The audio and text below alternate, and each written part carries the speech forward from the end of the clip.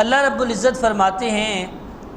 کہ نبی پاک صلی اللہ علیہ وسلم کو دنیا میں بھیج کر ہم نے لوگوں پر بہت بڑا احسان کیا۔ وَإِن كَانُوا مِن قَبْلُ لَفِي ضَلَالٍ مُبِينٍ، نبی پاک صلی اللہ علیہ وسلم کے تشریف لانے سے پہلے دنیا گمراہی کے اندر مبتلا تھی، اور گمراہی کی انتہا،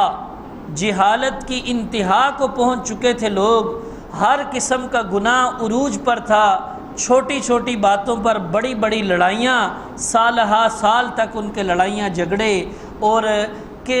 زنا عام، شراب عام، ہر قسم کا گناہ اور بیماری ان کے اندر عام تھی۔ بچیوں کو زندہ دفن کر دیا جاتا تھا، اپنی اولاد سگی بچیوں کو زندہ دفن کر دیا جاتا تھا، عورت کو تو منحوس سمجھا جاتا تھا۔ اس طرح کی برائیوں سے وہ معاشرہ پر تھا، ہر قسم کی برائی اس کے اندر موجود تھی۔ لقد من اللہ علی المؤمنین، اللہ فرماتے ہیں لقد، البتہ تحقیق، اللہ نے احسان کیا ایمان والوں پر، اذ بعث فیہم رسولا، جب اللہ نے ان میں ایک عظیم الشان رسول بھیجا، من انفسہم، رسول بھیجا انہی میں سے، انہی نفسوں میں سے، انہی کی جانوں میں سے، انہی کے خاندان اور قبیلے میں سے، انہی کی برادری میں سے اللہ رب العزت نے ان کے اندر رسول بھیجا۔ یتلو علیہم آیاتہ، اس رسول نے آ کر اللہ کی آیات کی تلاوت کی،